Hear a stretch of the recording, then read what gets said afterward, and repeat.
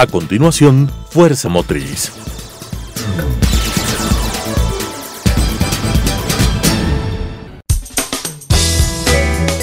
Clasificación A. Apto para todo público.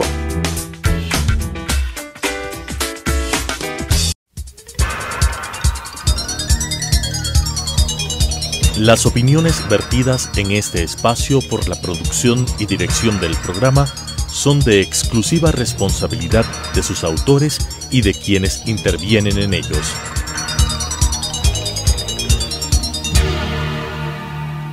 Telesucesos Canal 29 UHF presenta Fuerza Motriz, con temas de interés del sector automotor, estadísticas e industria automotriz, entrevistas a empresarios, curiosidades y consejos, con la conducción de Pablo Ordóñez y con el respaldo de AEADE, Asociación de Empresas Automotrices del Ecuador.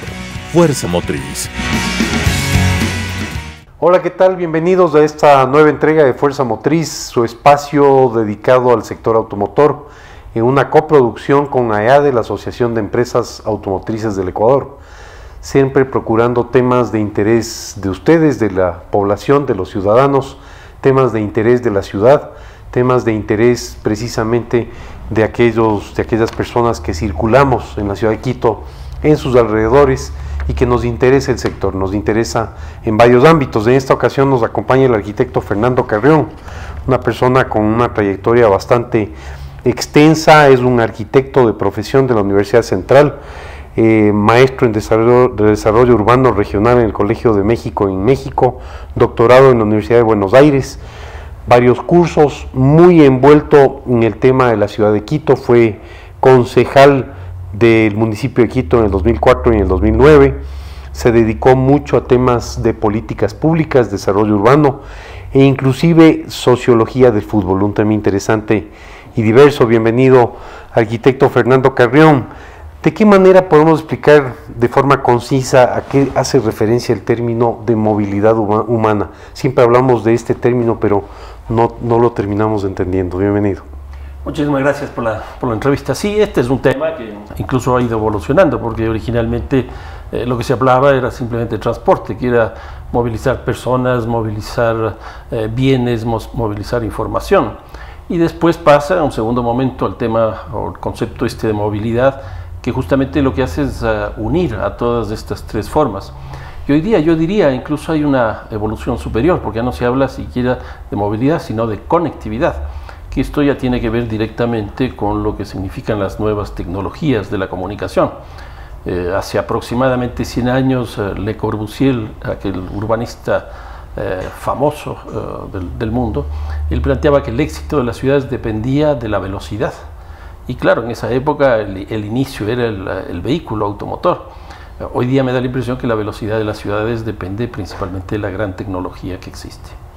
¿De qué manera los ciudadanos y la movilidad debemos estar inmersos? Uno como ciudadano piensa que las autoridades son las que deben definir este desarrollo urbano, esta movilidad urbana, y nosotros como ciudadanos estamos a la expectativa de lo que las autoridades hagan. ¿Es así como uno debe reaccionar como ciudadano? Parcialmente, porque yo creo que a estas alturas es imposible que solo un sector tenga la posibilidad de decidir qué hacer respecto del otro. En ese sentido, la decisión respecto de políticas de movilidad tiene que tener acuerdos múltiples. No sacamos nada que el municipio diga tantos buses tienen que haber o estos buses tienen que ir por este lado, si no tenemos un sistema cooperativo o empresarial que los administre, y si no tenemos también los usuarios que tienen su propia cultura de movilidad. De tal manera que hoy día más bien lo que se estila son modelos público-privados por un lado, y por otro lado proyectos colectivos justamente de movilidad en la ciudad. ¿De qué manera afecta la configuración de la ciudad? La ciudad de Quito está en una zona geográfica compleja, rodeada de montañas. Vemos otras ciudades quizás un poquito más ordenadas. ¿Cómo está esa configuración de la ciudad de Quito? Tiene mucho que ver el tipo de movilidad, el tipo de transporte en función de la propia organización del territorio.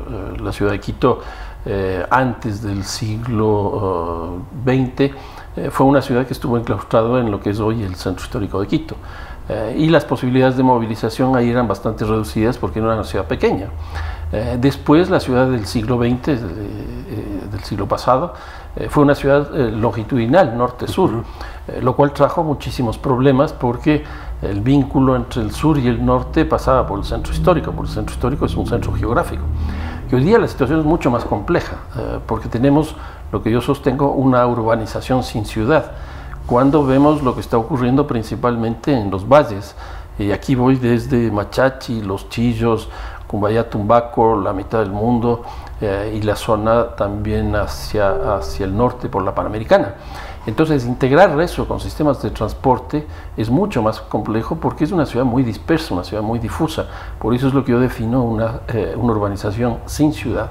Y a eso hay que articularle con un sistema de movilidad que este rato Quito desgraciadamente no lo tiene. Generalmente las ciudades ordenadas, bien desarrolladas, se proyectan en 20, 30, 40, 50 años. Y lo que usted señala, es decir, es una urbanización en una ciudad no urbanizada. ¿Será que las urbanizaciones están tomando esos espacios sin mucho orden en vista de que la ciudad no define con claridad ese orden y esa geografía, ese croquis, de tal manera que se proyecte en el futuro?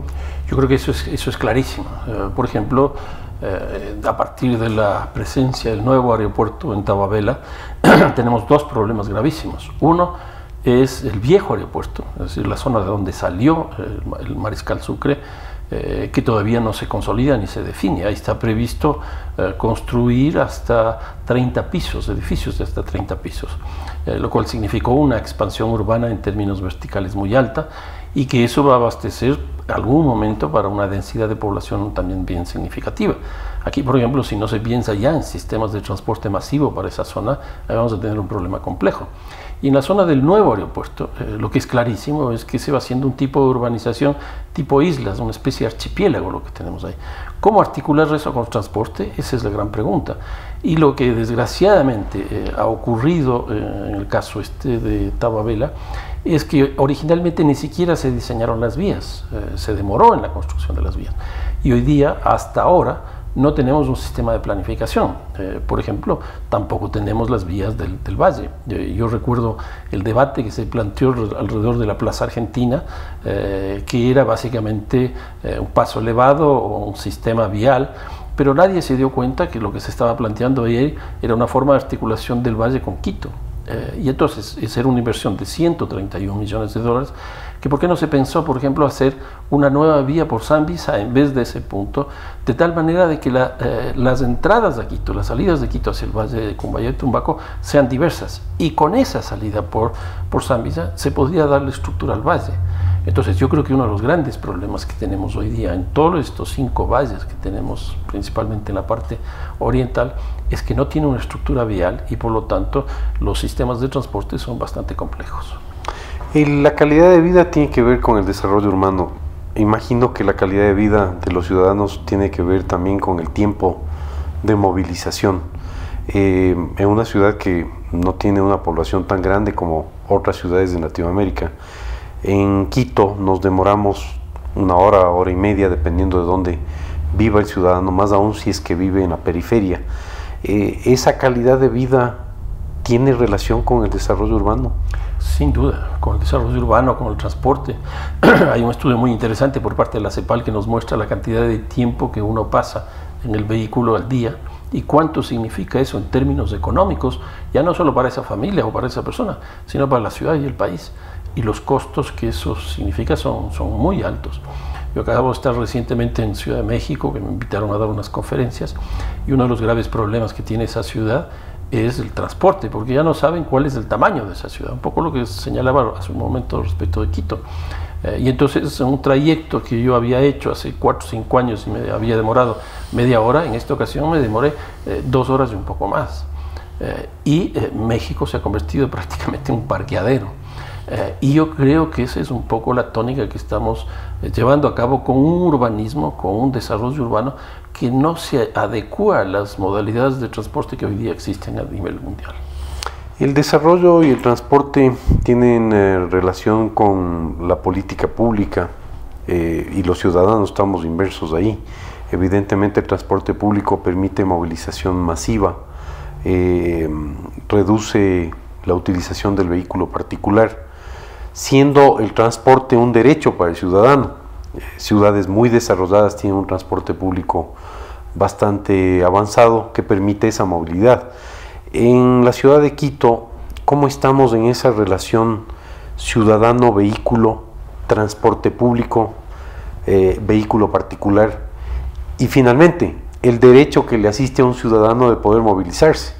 Hablando de los valles, por ejemplo, ¿cómo se moviliza un ciudadano hacia el Valle de los Chillos, hacia el sur, si de pronto el transporte público no es eficiente? Bueno, este rato lo que tenemos en términos de números de unidades de transporte es que más o menos el 61% de los viajes, que son alrededor de 4.800.000 viajes que ocurren en la ciudad, el 61% se hace en transporte público. Y básicamente en buses, sea el trolebús o sean los de las cooperativas, etc. Hay un 61%.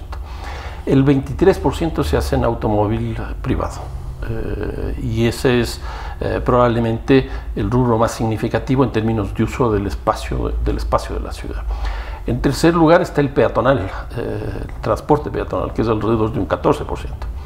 Y el último, que da la impresión que todavía no despega, es el de las bicicletas. No llega al 1%. Hemos entrado en una lógica multimodal y vamos a entrar a partir del año 2019 a un cambio de este sistema que estoy señalando este rato, porque solo el metro va a movilizar el 15% de los pasajes, que es una cantidad relativamente baja para un sistema masivo. Los sistemas masivos se entiende que son aquellos que pasan el 20% de los viajes. En el caso de Quito será alrededor del 15%, es decir, 350.000 viajes. Y que va a estar localizado principalmente en la zona central del eje donde en este momento estamos.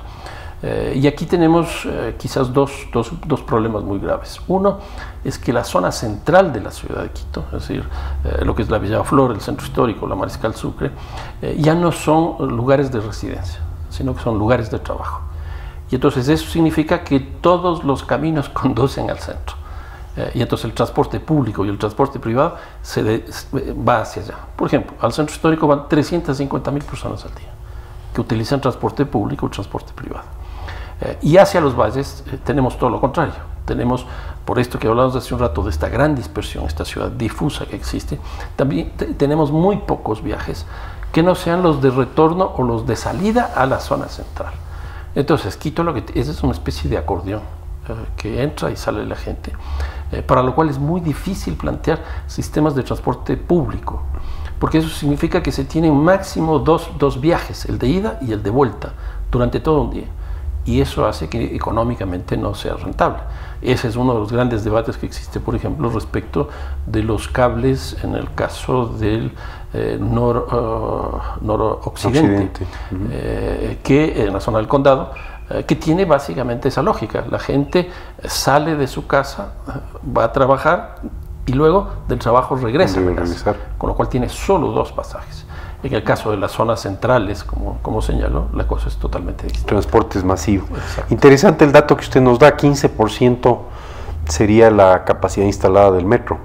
Y el tema del metro está generando altísimas expectativas. Muchos ciudadanos, quienes nos miran, quienes nos escuchan, estiman que la instalación del metro puede ser la solución de movilidad de la ciudad. Usted nos está diciendo que apenas cubre el 15%. Importante que los ciudadanos manejemos bien las expectativas, porque de pronto pensamos que la ciudad el tema del transporte en la ciudad se va a resolver con el metro. ¿Usted qué opina sobre el proyecto del metro? Yo tengo muchos reparos respecto al proyecto del metro. Sí. Uno de los grandes problemas del metro no es el transporte este rato, sino que tenemos ya 2 años donde el 50% del presupuesto municipal se va en el metro. Y eso ha significado tener una mesa, en vez de tener una mesa con 4 patas, estamos teniendo una mesa de una sola pata. Porque el problema que tiene es que si se va el 50% en el metro, más o menos el 35-38% se va en gasto corriente. Entonces el nivel de inversión que este rato tiene la ciudad es de alrededor del 12%. Ese es uno de los grandes problemas que tiene este rato la ciudad. 50% del presupuesto con un 15% de una solución parcial, no una solución completa. Exactamente. Si a eso se le suma, por ejemplo, dos hechos más del diseño, que es un sistema tipo serrucho, que no satisface las propias demandas que la ciudad ha planteado. Por ejemplo, las plataformas urbanas. Se suponía que la plataforma gubernamental iba a ir al sur, pues ahí no hay una parada. Y eso ocurre en algunos casos. Al centro histórico va una sola parada. En esa parada se bajarían alrededor de 70.000 personas. Yo les hago caer en cuenta a las personas que nos están mirando, cuando el Estadio Olímpico de Atahualpa se llena, para que salga mi afición al fútbol, son 37.000 personas. Esto es el doble. ¿Y qué es lo que pasa cuando se llena el Estadio Olímpico? Toda la zona se acordona. Lo que nosotros vamos a tener no es una congestión vehicular, sino vamos a tener una congestión peatonal en el centro histórico, porque la parada está en San Francisco y el centro del centro histórico está en la parte más abajo, es decir, está alrededor de la Plaza de Independencia, está en la García Moreno, está en la Venezuela. Entonces la gente llega a San Francisco, tiene que bajar. Y ahí va a tener... Movilizarse. Tiene que movilizarse peatonalmente 70.000 personas. Y esas 70.000 personas regresan. Si estamos hablando de 140.000 personas. Entonces hay un problema también. Va a tener que peatonizarse esa zona posiblemente. Que ¿no? ya está, pero ahora mismo ya hay problemas. El rato que se incorpore esta cantidad de personas, el problema va a ser bastante complicado, no en términos vehiculares, sino en términos peatonales. Entonces el sistema de las paradas a mí me parece que es antitécnico, y la distancia entre las paradas es de 1,5 kilómetros, lo cual va a obligar a utilizar también sistemas de conexión con buses, con taxis, con transporte privado, etcétera, que no veo tampoco cómo esté articulándose eso. Usted mencionó el tema de las bicicletas, apenas del 1%. Ciudades como Bogotá se ve un altísimo uso de las bicicletas. ¿Cómo le ve usted el tema de la bicicleta? ¿La ciudad no será demasiado irregular geográficamente como para permitir un transporte masivo vía bicicleta? Hay un poco ese problema, pero hoy día ya tenemos bicicletas eléctricas, y ya hay en Quito bicicletas eléctricas. Aquí puede ser que haya un problema cultural, puede ser que haya también un problema del propio diseño de la ciudad, que ha sido diseñada básicamente para el automóvil. Hay ciertas zonas, por ejemplo, que las ciclorrutas o se toman una parte de la vía de los automóviles o se toma una parte de la vía de los peatones. Entonces no se ve todavía con claridad una propuesta. En la anterior administración municipal se empezó la idea esta de las bicicletas públicas, pero el diseño no fue muy bueno, y eso también tuvo problemas, lo cual nos muestra que no solo es cultura, no solo es tecnología, no solo es la geografía, sino también las políticas. Y a mí me parece que en ese ámbito se ha estado fallando mucho desde que se intentó introducir la bicicleta en este medio. Siendo loable, pues el tema de la bicicleta también son espacios que se destinan para un propósito, pero no están teniendo mayor uso y están quitando el espacio de la circulación vehicular. También hay zonas donde se produce caos vehicular precisamente porque hay un espacio para las bicicletas, pero no existen muchas bicicletas que circulen por esos tramos. Importante para la ciudad el desarrollo también de la movilidad alrededor de las bicicletas. ¿Cómo los sectores, como por ejemplo la EADE, la Asociación de Empresas Automotrices del Ecuador, deben estar preocupados del tema de la movilidad? ¿De qué manera deben ser responsables frente a esta circunstancia y al futuro de la ciudad de Quito?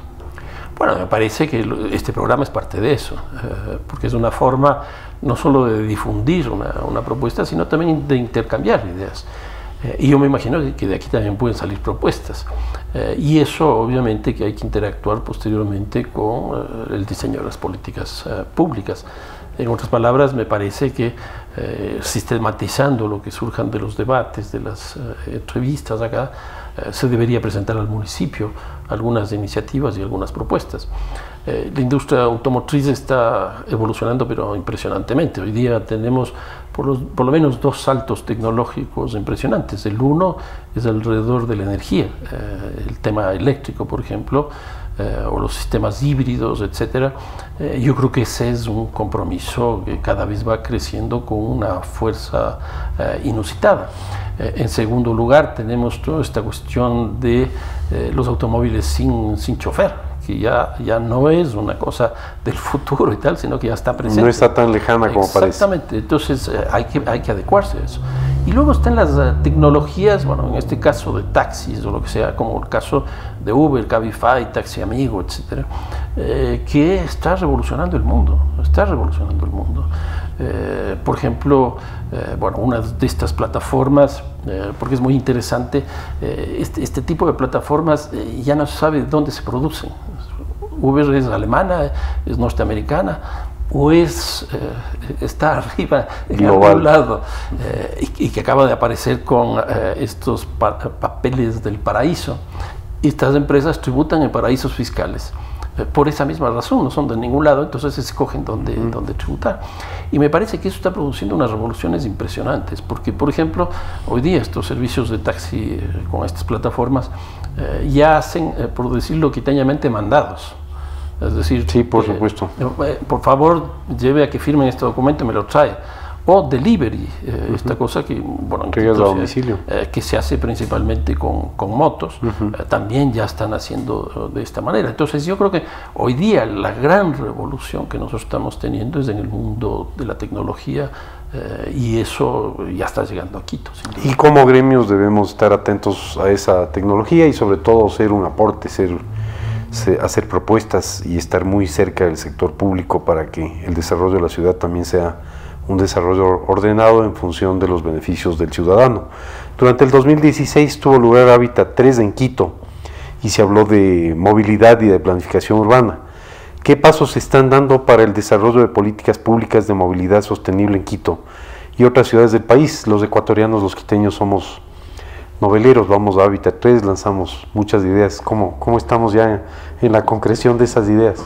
No, yo veo muy poco, y veo una cosa muy precaria, y ni siquiera en el ámbito de las nuevas tecnologías limpias, transporte ambiental, etcétera, sino, por ejemplo, hoy día tenemos una ordenanza para taxis, tenemos una ordenanza para buses que todavía no se aprueba, que es básicamente el incremento de la tarifa, una ordenanza para el trolebús, etcétera, etcétera. Entonces, ¿qué es lo que nos muestra esto?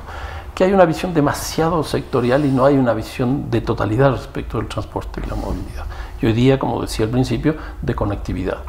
Porque uno de los elementos principales que se está planteando hoy día a nivel mundial en el ámbito es el no transporte.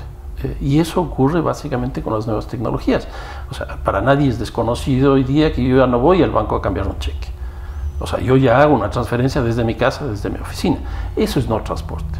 El trabajo en casa también. El trabajo en casa, y la educación en casa. Muchos de nuestros hijos, nietos, lo que sea, ya no le entregan físicamente el trabajo a su profesor en la clase, sino que le envían por vía electrónica. Entonces, yo creo que eso está cambiando mucho y me parece que es absolutamente necesario entrar en esta línea. Por un lado tenemos esto de la tecnología, en la línea del no transporte, pero por otro lado también usos de suelo. Hay mucha gente que estudia, muchos niños que estudian, y tienen que trasladarse a su colegio y eso les cuesta al día casi una hora. Eso es un problema de uso de suelos. Lo mismo, el hecho de que nosotros tengamos que ir todos a esta centralidad, que eso es lo que se ve con los flujos de transporte, es un problema de usos de suelo. ¿Por qué no generamos microcentralidades? ¿Por qué no hacemos en Tumbaco, Cumbayá centralidades, en Los Chillos centralidades, en Machachi centralidades, etcétera? Para que la gente no tenga que desplazarse físicamente, sino que la movilidad de los factores de la producción, por ejemplo, puedan hacerse virtualmente. Y me parece que desgraciadamente en Quito esto no se está pensando. Muy interesante, nos acompañó el arquitecto Fernando Carrión, quien tiene una amplia experiencia en varios ámbitos: el desarrollo urbano, la movilidad, los temas de interés de ustedes, los ciudadanos, los temas de interés del futuro de nuestra ciudad, de interés de nuestros hijos y de nuestros nietos. Estamos y estuvimos con ustedes en Fuerza Motriz, un programa en coproducción con AEADE, la Asociación de Empresas Automotrices del Ecuador. Muchas gracias. Las opiniones vertidas en este espacio por la producción y dirección del programa son de exclusiva responsabilidad de sus autores y de quienes intervienen en ellos.